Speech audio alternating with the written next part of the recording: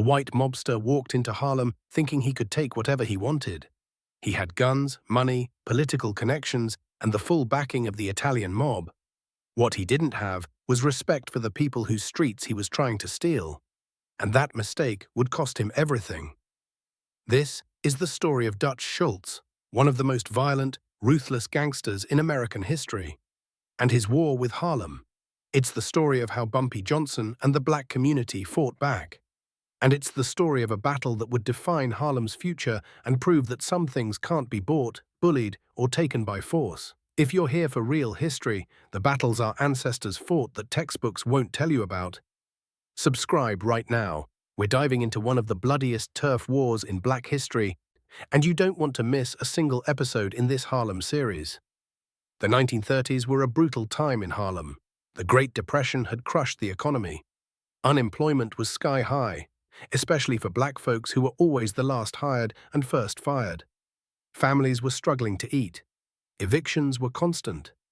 The optimism of the Harlem Renaissance, the jazz, the poetry, the art, was still alive, but it was living side by side with desperation. In our Harlem neighborhoods, survival meant creativity. It meant building our own systems when the white-controlled economy locked us out. And one of those systems was the policy racket, the numbers game. For black families navigating these streets, playing the numbers wasn't just gambling, it was hope, a chance to win enough money to pay rent, feed kids, or start a small business. The policy banks became community institutions, trusted more than white-owned banks that refused to serve black customers. And for the operators running those policy banks, people like Madame Stephanie St. Clair and Bumpy Johnson, it was about more than profit. It was about power, dignity, and keeping money circulating in black hands. But in 1931, a white gangster named Dutch Schultz decided that Harlem's money should be his money, and he was willing to kill anyone who disagreed. What followed was a war, not just between criminals, but between communities, between white supremacy and black resistance, between exploitation and survival. This is the story of Harlem's bloody turf battles, and it starts with the most dangerous man in New York City. Arthur Flegenheimer, known to the world as Dutch Schultz, was born in the Bronx in 1902 to German Jewish immigrant parents. His childhood was marked by poverty and violence, and by his teens, he'd already chosen a life of crime. Schultz wasn't just a criminal. He was a psychopath. He was known for his explosive temper, his paranoia, and his willingness to kill without hesitation. Other mobsters feared him not because he was smart, but because he was unpredictable and brutal. He'd beat men to death with his own hands. He'd torture informants. He'd kill business partners over perceived slights. By the late 1920s, Schultz had built a bootlegging empire during Prohibition, smuggling beer and liquor across New York. He made millions, but when Prohibition ended in 1933, Schultz needed a new revenue stream. That's when he turned his eyes to Harlem. Harlem's policy racket was pulling in millions of dollars annually. Small bets, nickels, dimes, quarters, from hundreds of thousands of people, added up fast. And unlike bootlegging, the numbers game didn't require smuggling, bribing customs agents, or dodging federal investigators. It was simple, profitable, and deeply embedded in the community. For Dutch Schultz, Harlem looked like easy money. Here's what Schultz didn't understand. Harlem wasn't just a neighborhood, it was a nation within a nation. By 1931, Harlem had become the cultural and political capital of Black America. It was home to over 200,000 black residents, migrants from the South, immigrants from the Caribbean, families who'd built lives in those brownstones and tenements. It was where Marcus Garvey had preached black pride and self-determination, where Langston Hughes wrote poetry about our dreams deferred, where jazz was born and reborn every night in basement clubs. And the people of Harlem weren't looking for another white boss. They'd fled sharecropping, Jim Crow laws, and Southern terrorism only to find Northern racism waiting for them. They'd built their own businesses, their own institutions, their own power structures, because white America made it clear we weren't welcome in theirs. So when Dutch Schultz showed up talking about taking over the policy racket, it wasn't just a business threat, it was an invasion. Schultz's strategy was simple and ruthless: intimidation, violence, and corruption. He started by approaching independent black policy operators with an offer they supposedly couldn't refuse. Work for him, give him a percentage of the profits, and he'd provide protection. Protection from police raids, protection from rival gangs, protection from him. Many operators caved. They didn't have the resources to fight back. Schultz had an army of enforcers. He had judges and cops on his payroll. He had connections to the Italian mafia families that controlled New York's underworld. But not everyone surrendered. Madame Stephanie St. Clair, the brilliant, fearless Caribbean immigrant who ran the most successful black-owned policy operation in Harlem, told Schultz to go to hell. She wasn't interested in partnerships, protection, or surrendering control of what she'd built. And standing beside her was Bumpy Johnson. By 1931, Bumpy was already a respected figure in Harlem's underworld. He was smart, disciplined, and had earned a reputation as someone who protected the community, not just exploited it. When Schultz came for Madame St. Clair's operation, Bumpy made it clear this wasn't going to be easy. But Schultz didn't care about difficulty. He cared about dominance. When negotiation failed, Schultz turned to terror. His men firebombed policy banks that refused to cooperate. They beat runners in the streets. They threatened families. They bribed NYPD officers to raid black-owned operations while leaving white-controlled gambling dens untouched. For the black residents of Harlem, this wasn't just crime.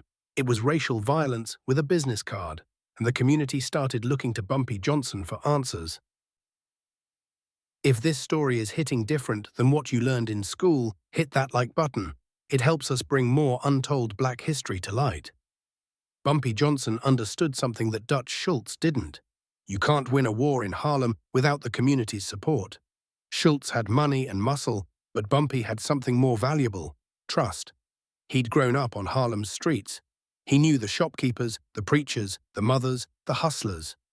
He'd mediated disputes, protected elderly residents from street crime, and made sure kids in his neighborhood had what they needed. He wasn't just a gangster, he was part of the social fabric.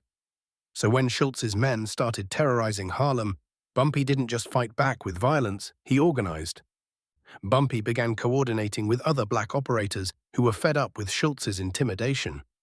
He built a network of runners, enforcers, and informants who could move through Harlem invisibly.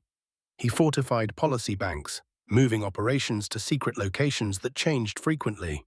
He made sure that when Schultz's men came looking for targets, they found empty rooms and locked doors. But Bumpy also understood that defense wasn't enough. If Schultz kept attacking without consequences, he'd eventually wear them down. So Bumpy authorized counterstrikes. When Schultz's men firebombed a black-owned policy bank, Bumpy's crew hit back, targeting Schultz's operations in other parts of the city. When Schultz's enforcers beat up a runner, that enforcer would disappear for a few days, returning bruised and terrified. Bumpy was sending a message: Harlem fights back. But here's the question that haunted everyone in Harlem. How long could they hold out? Schultz had seemingly unlimited resources. He had the police in his pocket. He had political protection, and he had proven again and again that he was willing to kill anyone who stood in his way. Could Bumpy Johnson and the black community really beat him? The war escalated fast. By 1932, Harlem's streets had become a battlefield. Shootings were common. Policy banks were raided or burned down weekly. Runners were beaten, threatened, and sometimes killed. Families lived in fear, not just of criminals, but of the NYPD officers who were supposed to protect them, but were instead working for Schultz. The corruption was suffocating. Schultz paid cops to ignore his crimes while aggressively targeting black operators. He paid judges to dismiss charges against his men while throwing the book at anyone connected to Madame St. Clair or Bumpy Johnson. He paid politicians to look the other way while he terrorized an entire neighborhood. For the black residents of Harlem, it was a reminder of a brutal truth. The system wasn't designed to protect us. It was designed to exploit us. But the community didn't break. Instead, they rallied around their own. Local businesses started providing safe houses for runners on the run. Churches offered meeting spaces for organizing resistance. The Amsterdam News, Harlem's black newspaper, ran stories exposing police corruption and Dutch Schultz's crimes, even though doing so put their reporters at risk. And Bumpy Johnson became a symbol. He wasn't a saint, he was a criminal. But in a world where the laws themselves were weapons of oppression, Bumpy represented something crucial: black power that refused to bow. One of the most infamous incidents of the war happened in 1933. Schultz's men had been pressuring a well-known policy operator named Mo Braxton to hand over his business. Braxton refused, so Schultz's enforcers dragged him out of his home in broad daylight, beat him unconscious in front of his wife and children, and left him bleeding in the street. The message was clear: this is what happens when you say no to Dutch Schultz. But Harlem heard a different message: this is what happens when you let white gangsters control black neighborhoods. Within 48 hours, 3 of Schultz's key enforcers were ambushed in different parts of Harlem. One was shot. Another was beaten so badly he never worked again. The third simply disappeared. Nobody claimed responsibility, but everyone in Harlem knew who'd ordered it. Bumpy Johnson had drawn a line: you come for ours, we come for yours. And the war intensified. The climax of the war came in 1935, and it didn't happen in Harlem. By then, Dutch Schultz had become a liability even to his own criminal associates. His violence was attracting too much attention from law enforcement. His paranoia was making him unpredictable, and his obsession with Harlem was costing him money and manpower without delivering the profits he'd promised. The Italian mafia families, particularly Lucky Luciano and the Commission, decided Schultz had to go. On October 23, 1935, Dutch Schultz was shot at the Palace Chop House in Newark, New Jersey, by assassins sent by the mafia. He died the next day, delirious and rambling, never knowing that his own allies had ordered the hit. When the news reached Harlem, the reaction was complex. There was relief. The terror campaign was over. There was satisfaction. The man who'd tried to crush them was gone. But there was also recognition that the victory was incomplete. Schultz's death wasn't the result of Harlem's resistance alone. It was internal mob politics. The Italian families had made the final call, but here's what mattered: Harlem had survived. Despite the violence, the intimidation, and the systemic corruption, the black community had held its ground. Madame St. Clair and Bumpy Johnson had proven that black operators could stand up to white gangsters and live to tell the story. The policy racket didn't disappear after Schultz's death. It evolved. The Italian mob continued trying to gain control, and over time, many black operators formed uneasy partnerships with them. Bumpy Johnson himself would eventually work alongside Italian mobsters, though always on terms that preserved black autonomy in day-to-day operations. But the war with Dutch Schultz had established something crucial: Harlem wasn't for sale. Not to Schultz, not to anyone. And the legacy of that resistance, it shaped everything that came after, not just in Harlem's underworld, but in how the community saw itself. Real talk: if you were living in Harlem during this war, would you have supported Bumpy's resistance, or would you have wanted the community to negotiate with Schultz to stop the violence? There's no easy answer. Drop your thoughts in the comments. I want to hear different perspectives. The war with Dutch Schultz left scars on Harlem: physical, economic, and psychological. Families had lost loved ones. Businesses had been destroyed. Trust in the police, already fragile, was shattered completely. The violence had traumatized a generation of children who'd grown up watching shootouts in their streets. But it also left something else: pride. Harlem had stood up to one of the most violent white gangsters in America and survived.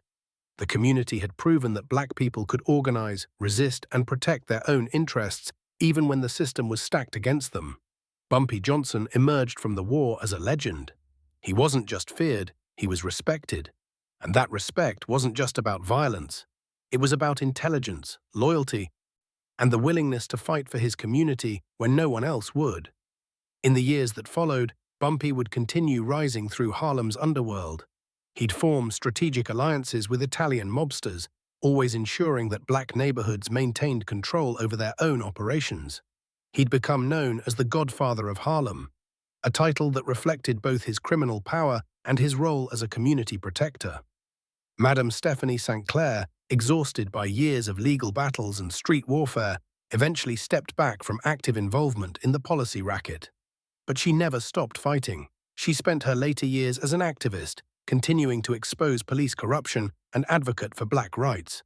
The policy racket itself continued operating in Harlem for decades, eventually evolving into state-run lotteries that ironically took the same model that black operators had created and put it under government control, often without returning profits to the communities that had built it.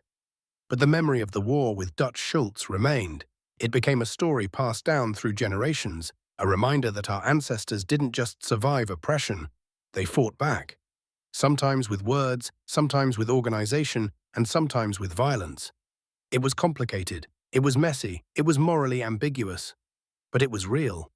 The war between Dutch Schultz and Harlem wasn't just a gang conflict. It was a racial battle, a class struggle, a fight over who got to control black neighborhoods and black money. Dutch Schultz represented everything black folks had been fighting against for centuries: white supremacy, economic exploitation, and the belief that violence could crush resistance.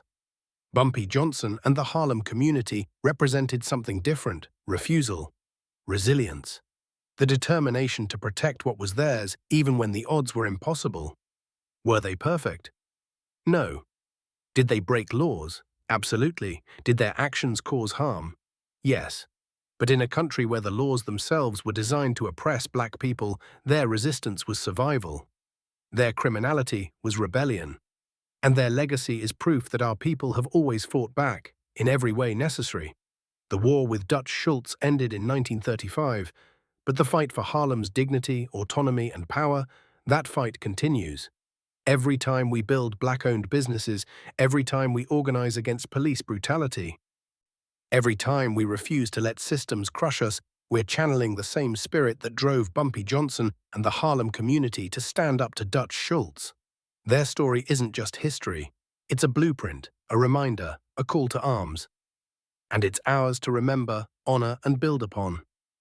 If this story moved you, educated you, or made you see Harlem's history in a new light, smash that subscribe button and hit the notification bell. We're documenting the untold stories of black resistance, power, and survival that shaped America. Next up, we're diving into Bumpy Johnson's complex relationship with the Italian mafia, the fragile alliances that kept Harlem autonomous, and the wars that defined the 1940s. Like this video, drop a comment telling me what surprised you most about the Dutch Schultz War. And share this with anyone who needs to know this history. This is our legacy, our story, and it deserves to be told right. See you in the next one.